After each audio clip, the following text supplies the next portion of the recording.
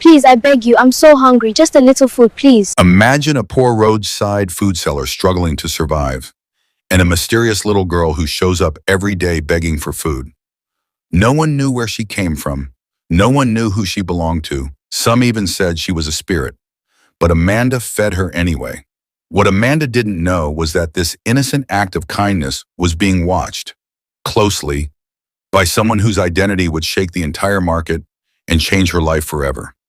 And when a Rolls Royce convoy suddenly pulled up to her small wooden stall, everyone froze. Who was inside? Why had they come for a simple food seller? And what secret was that little girl hiding? Stay with me till the end, because what happens next will leave you breathless. Before we begin, prepare yourself, because this story will shake your heart in ways you never expected. Let's dive in. Amanda was a 24-year-old hardworking roadside food vendor who cooked beside the bustling gate of the state university. Every morning before the first lecture bell rang, she arrived at her small wooden kiosk with a pot of steaming jollof rice, fried plantain, beans, and freshly made akara. Smoke rose from her charcoal stove, mixing with the chatter of students rushing to class. Although she was a part-time student herself, Amanda worked twice as hard as everyone else she knew, because survival gave her no choice. Her parents were old, fragile, and too sick to do much.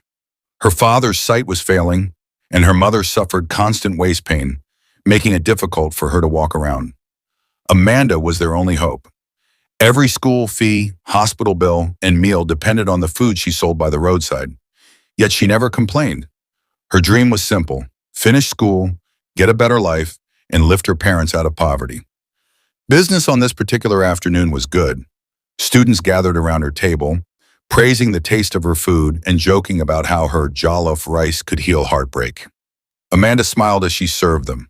Her hands moved quickly, one hand scooping rice, the other packing plantain, yet she remained gentle and attentive, knowing many students were struggling just like she was. By 3 p.m., the sun softened and shadows stretched across the gate. Amanda wiped sweat from her forehead and leaned on her counter for a breath. That was when she noticed a small figure standing a few meters away, thin legs, dusty feet, and an oversized faded dress. The girl looked too timid to come closer, yet too hungry to walk away. Her eyes, wide and tired, stayed fixed on Amanda's pot of food. Amanda called out softly, "Come, my dear. Do you want something to eat?" The girl hesitated, then stepped forward slowly. Her voice shook with exhaustion.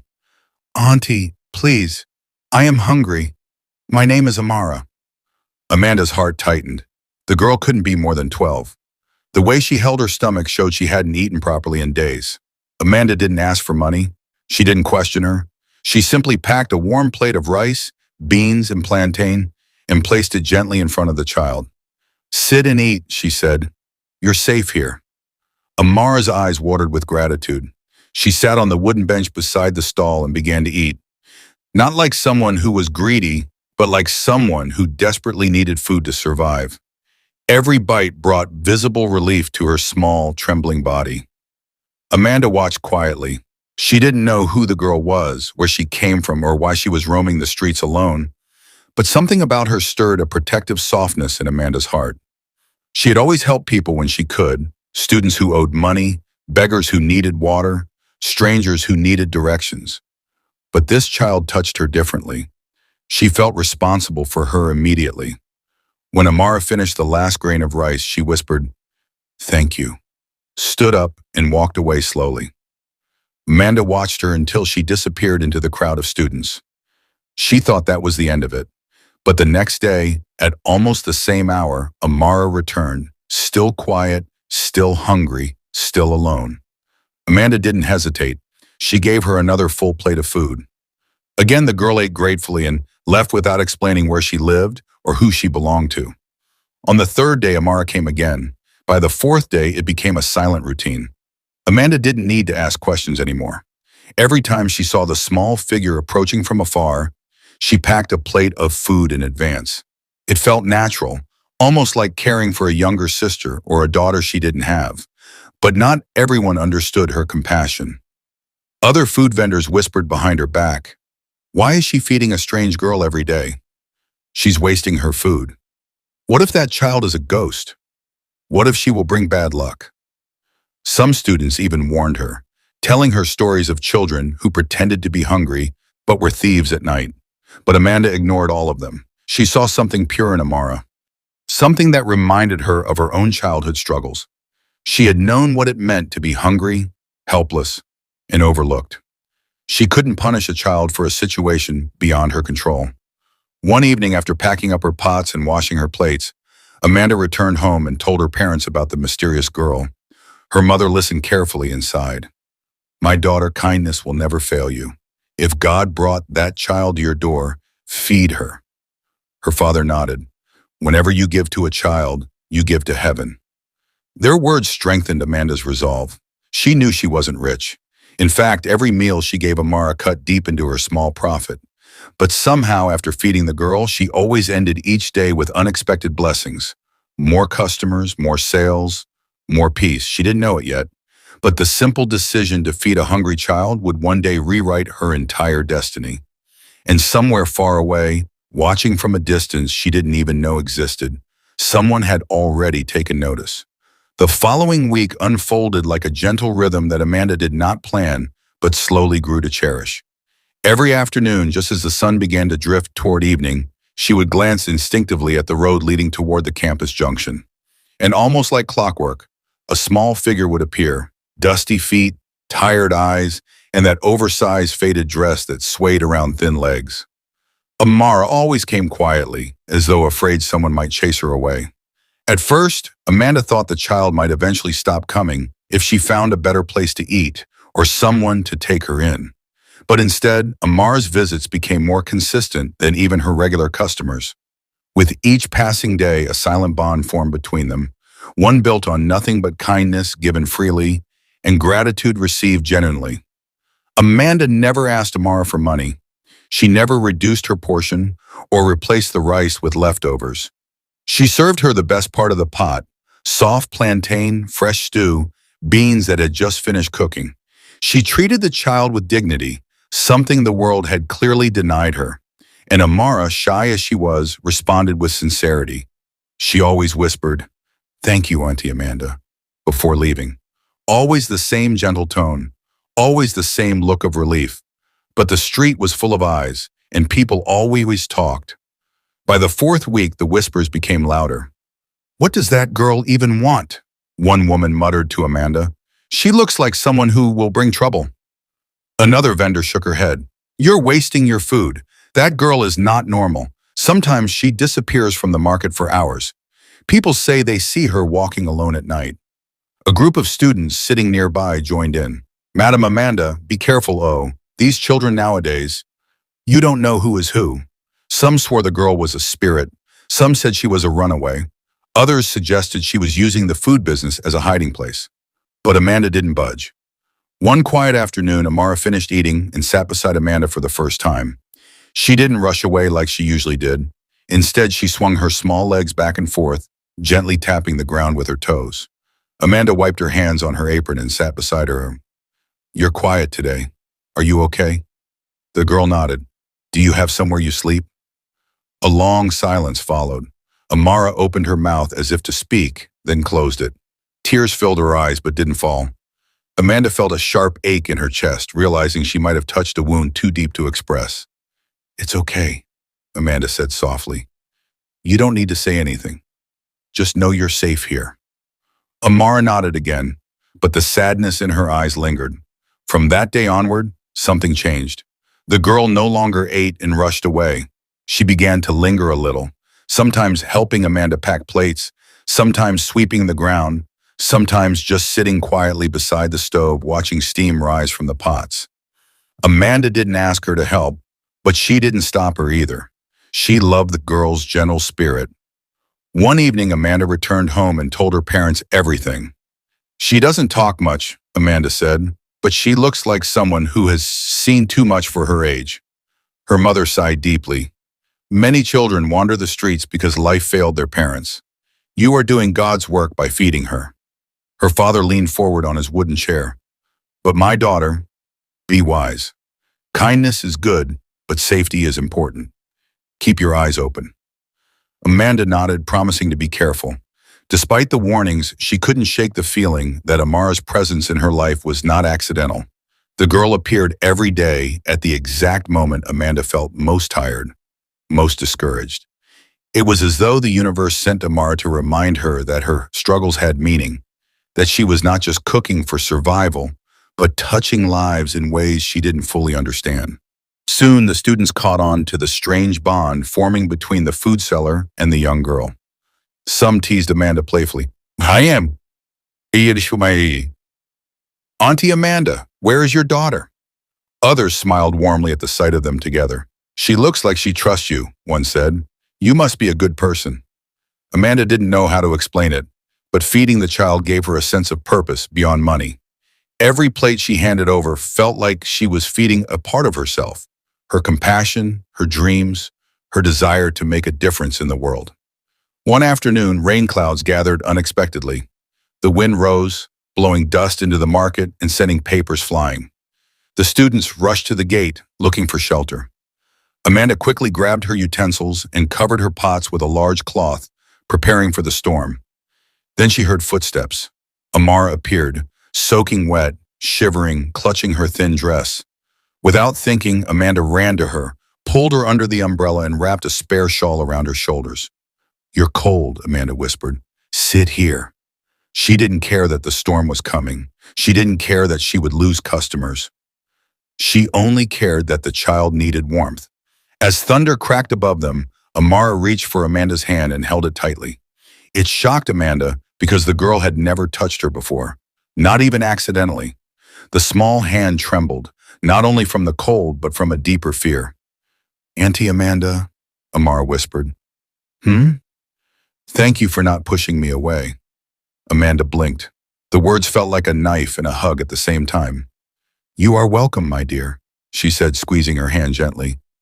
You deserve love too.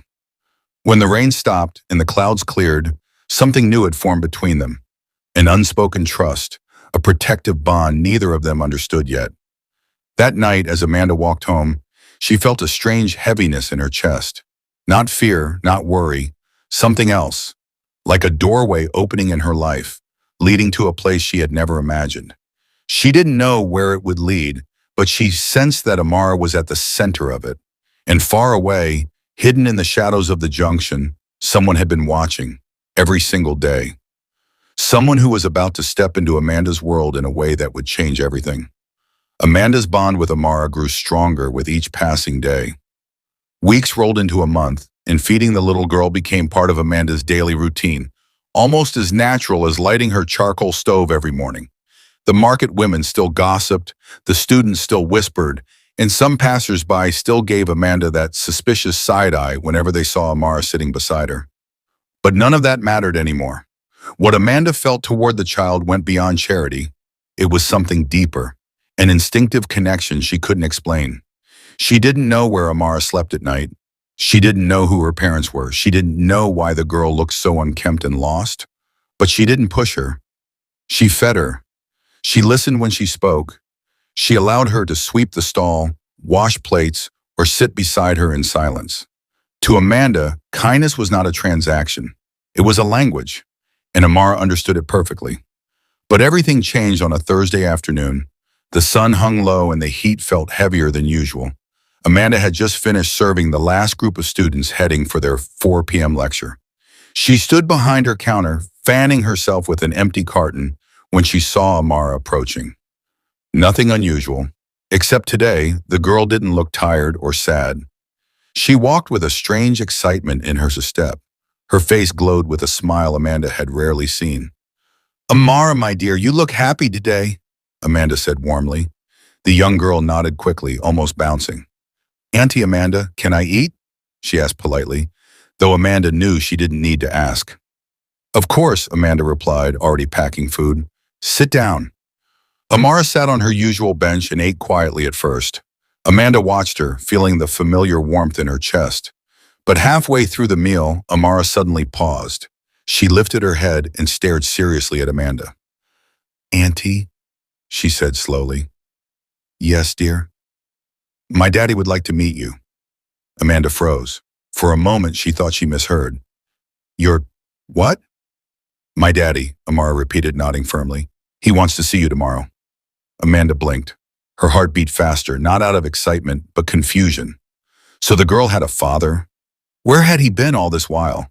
Why had the child been roaming the streets alone? Why had he allowed strangers to feed her?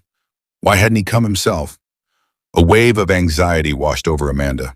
She sat down opposite the girl. Amara, my dear, why does your daddy want to see me? Amara licked her spoon and shrugged lightly. He said you are kind. He said he wants to thank you. Amanda swallowed hard. Thank her for feeding his daughter? Where had he been during all this? Why hadn't he come sooner? Was he a poor man? A traveler? A dangerous person? Thousands of thoughts stormed Amanda's mind. Who is your father? She asked carefully. But Amara only smiled, a mysterious little smile that made Amanda even more nervous. You'll see him tomorrow, she replied. He said he will come here. Amanda's breath hitched. He will come here? To my kiosk? Yes, Amara nods. He wants to say thank you. The girl sounded so certain that Amanda didn't know what else to say. Fear, curiosity, excitement, and confusion battled inside her. She didn't want trouble. She didn't want drama. She had simply been feeding a hungry child because her heart demanded it. But now someone she had never met, wanted to meet her because of it. Amanda watched Amara finish her food. She noticed for the first time how the girl spoke confidently, almost like she came from a home where manners were taught. Her English was clean, her voice steady. It didn't match her appearance at all. Amanda had always assumed she was from the slums or the streets, but now she wasn't so sure. Please tell him, I will be here, Amanda finally said. But I'm afraid I don't know who he is. Amara stood up, brushing crumbs off her dress. Don't be afraid. My daddy is a good man. And with that, she waved and walked away. That night, Amanda could not rest. She sat on her small bed in their narrow one-room apartment, staring at the ceiling while her parents listened with growing worry. Her mother frowned deeply. My daughter, this is strange. The girl has a father? Then why is she always alone? Her father leaned heavily on his cane. If the man is poor, fine. But if he's dangerous or angry, you must be careful. Amanda nodded. Her mind wouldn't settle. She said he wants to thank me. She said he's coming tomorrow. But I don't understand. Something doesn't add up. Her mother sighed. Still be kind, but also be cautious. Amanda prayed that night, prayed that she had not unknowingly invited trouble into her life. Yet something inside her whispered that this meeting would not be ordinary. The next morning, Amanda reached the stall earlier than usual. Her hands trembled slightly as she arranged her pots, cleaned her tables, and set up her stove. Every movement felt heavier. Every passing second stretched into minutes. The entire market seemed tense. One vendor asked, Amanda, are you okay? You look worried. Amanda forced a small smile. I'm fine, just expecting someone. But the truth was she felt like she was standing at the edge of a cliff she didn't know she had climbed. She kept replaying Amara's words. My daddy wants to meet you. She didn't know whether to expect a shouting father, a desperate one, a grateful one, or a man who would accuse her of misleading his child. By noon, the sun blazed hot, Amanda's apron soaked with sweat. Students came and went, but her eyes kept drifting toward the road. Still no sign of Amara. By 3 p.m., her fear escalated. What if the girl didn't come? What if the father came alone? What if this was all a misunderstanding? What if she had unknowingly offended someone? At 4 p.m., her heart nearly stopped when she heard a child's voice behind her. Auntie Amanda! Amanda spun around. There she was, Amara, running toward her, smiling wide. But today, there was something different in her eyes. An excitement, a glow, a secret she knew that Amanda didn't. Amanda's breath quickened. Are you okay? You scared me. Amara giggled. Sorry, but my daddy said he will come tomorrow instead. He traveled this morning. He will be back very early. Tomorrow, another sleepless night. Amanda swallowed hard. Okay, I will be here. Amara nodded, ate quickly, and left, but not before giving Amanda a long, silent look full of meaning Amanda could not decode. A quiet warning? A promise? A sign of what was coming? Amanda didn't know, but she felt it. Something huge was approaching her life, and tomorrow everything would begin to unfold. The next morning began with an unusual heaviness in the air. Amanda woke earlier than usual, her heart already beating fast. She couldn't shake the nervousness that had settled in her chest since Amara's message. Sleep had barely touched her. She had spent the entire night imagining every possible scenario. Who was this father? Why had he allowed his daughter to roam the streets alone? Why did he suddenly want to meet her? As Amanda prepared her pots, her hands trembled so much that she almost spilled the stew. Even her mother noticed the nervous shaking when she came out to see her off. "You are thinking too much," her mother said gently.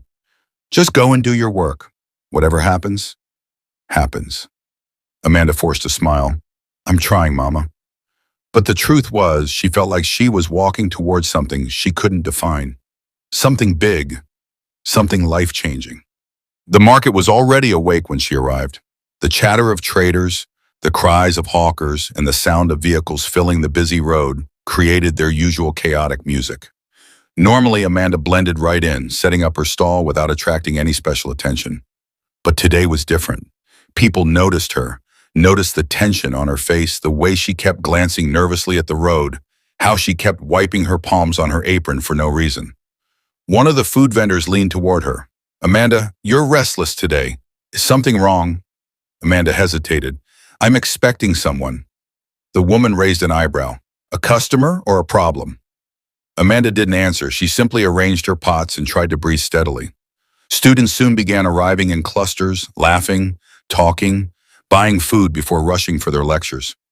Amanda served them with her usual grace, but her smile was tight. Every time a car slowed down, her heart jumped. Every time a shadow moved, she turned. Every loud sound made her stomach clench. "Calm down," she whispered to herself repeatedly. But she couldn't. By noon, the heat was intense. Sweat glued Amanda's hair to her neck. Her apron was damp. Her throat felt dry. And yet, she still scanned the road with every passing second. But Amara didn't come. Not at noon, not at 1, not at 2. The later the day grew, the more Amanda's anxiety tightened like a rope around her chest. What if Amara didn't come at all? What if something bad had happened? What if the father already visited and Amanda missed him? What if this whole thing was a misunderstanding? Her thoughts spiraled until she could barely think straight. One of the male students she served looked at her curiously.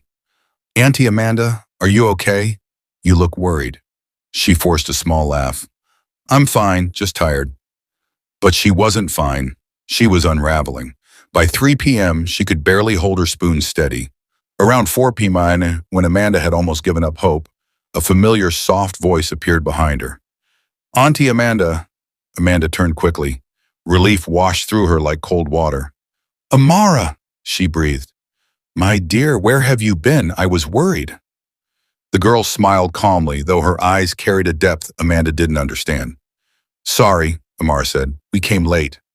Amanda frowned at the words. "We?" But before she could ask more, Amara placed her hands on the counter and leaned forward slightly. "Auntie," she said quietly, "my daddy traveled yesterday.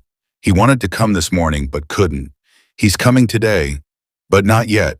Maybe soon." Amanda's heart thudded painfully.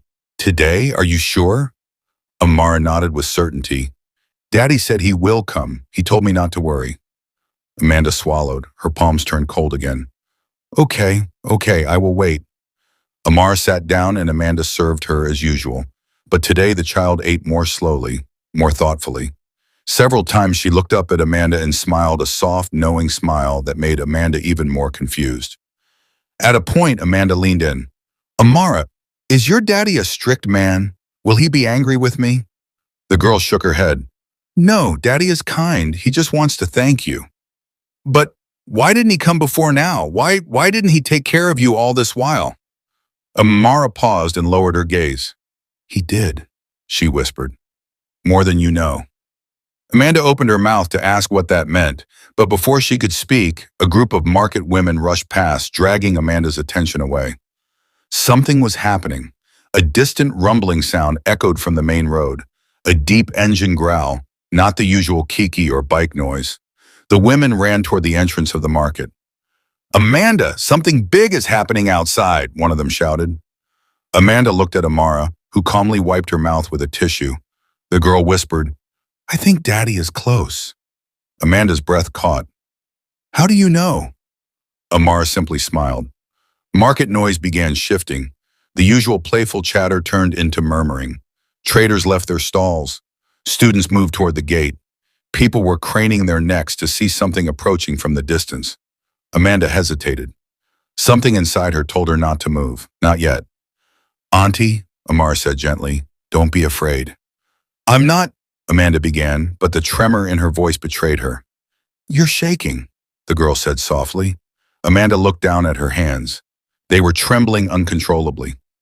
What is happening? She whispered. Amara, who is your father? But the girl only smiled in that mysterious way she always did when she didn't want to answer yet. Auntie, she said, just wait. You'll see. Amanda felt a strange chill run through her. She stood rooted to the spot while the noise from the road grew louder. One of the men selling phone accessories sprinted past her stall.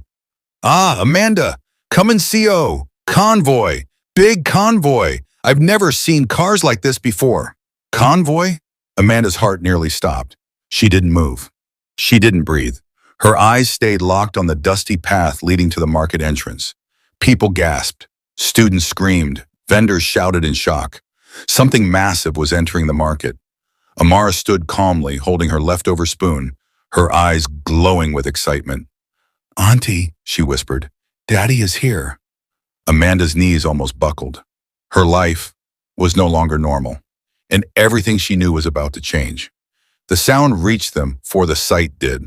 A deep, polished engine hum, smooth, heavy, powerful, rolling into the marketplace like thunder wrapped in velvet. Amanda had heard many cars in her life, but nothing like this. The noise alone commanded respect. It made people stop mid-sentence, vendors pause mid-sale, and students turned their heads sharply toward the main road. Then came the screams. Jesus, see the kind of cars coming. Is that a convoy? Who is this important person? Ah, Market Dawn turned presidential ground today. Amanda felt her heart thumping violently against her ribs. Her knees weakened. She clutched the edge of her wooden counter to stay upright. Amara stood calmly beside her, almost glowing. The little girl looked nothing like the hungry stray Amanda had fed for weeks. Her eyes sparkled with anticipation. Her face relaxed, as though this moment was perfectly ordinary for her. Auntie Amanda, she said softly, don't panic. But how could Amanda not panic? The entire market was vibrating with shock.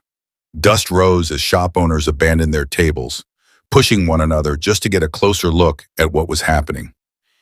Even the usually proud suya man at the junction left his roasting stick and ran. The convoy grew clearer as it approached. First came two black escort motorcycles, then a sleek, armored Lexus SUV, behind it another, then a Mercedes Maybach so polished it reflected the sun like a mirror. And finally, the car that stopped everyone's breathing, a white Rolls Royce Phantom, clean, majestic, gliding forward like royalty arriving at a grand ceremony. The market erupted. Ha, God of mercy, this car is worth millions. Who is this person? What is happening today? Everybody stand back. Somebody important is inside. But the most shocking moment came next. The convoy didn't drive past the market. It turned, it curved, it entered the narrow space between the stalls, and it headed straight toward Amanda's small wooden kiosk. Amanda felt her heart drop into her stomach. No, this cannot be for me, she whispered, shaking her head. But the Rolls Royce didn't slow down. It moved with purpose.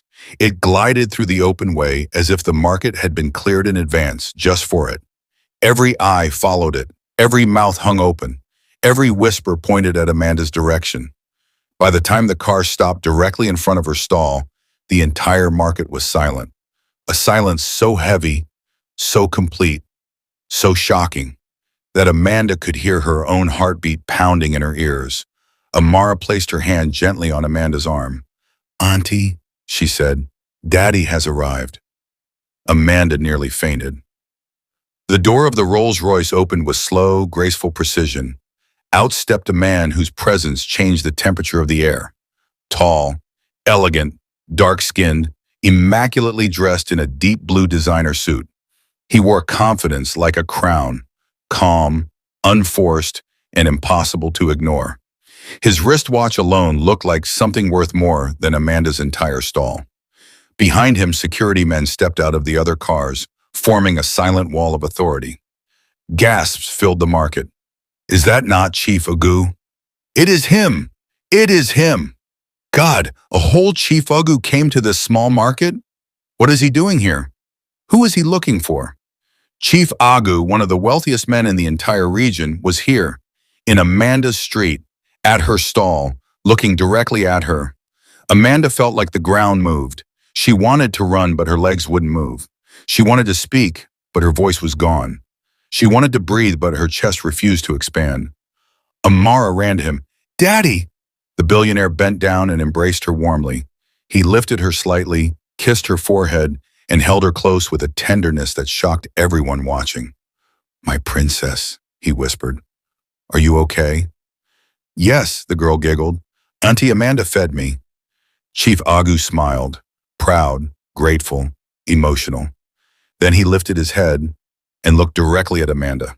Their eyes met, and Amanda's entire world paused. With slow, controlled steps, Chief Agu walked toward her.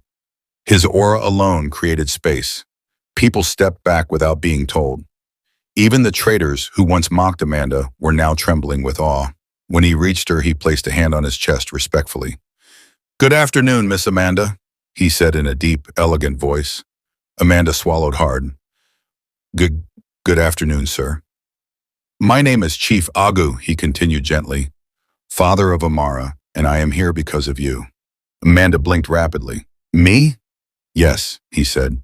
You. He turned slightly to the gathered crowd and raised his voice just enough for everyone to hear. For weeks, this young woman has been feeding my daughter with love, dignity, and kindness. She never once asked for money. She never chased her away.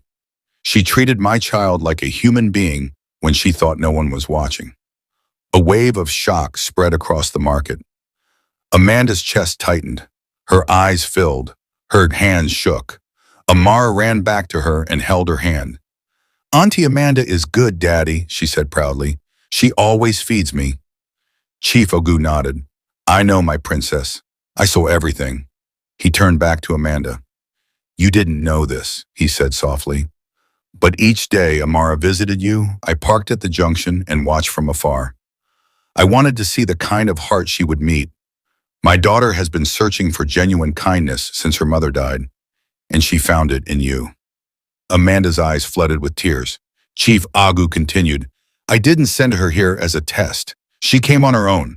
But when I saw how you treated her, I knew God had led her to someone pure. The market murmured in amazement. Then the billionaire said the words that made the crowd gasp. I came here today to thank you publicly and to change your life. Amanda's breath hitched. Chief Agu raised his hand. A man in a suit stepped forward, carrying a small metal case. He opened it. Inside was a document and a check. Amanda, Chief Agu said with sincerity, I want to reward your kindness. Here is a check for $1 million. The market exploded. Women screamed, students shouted, men held their heads.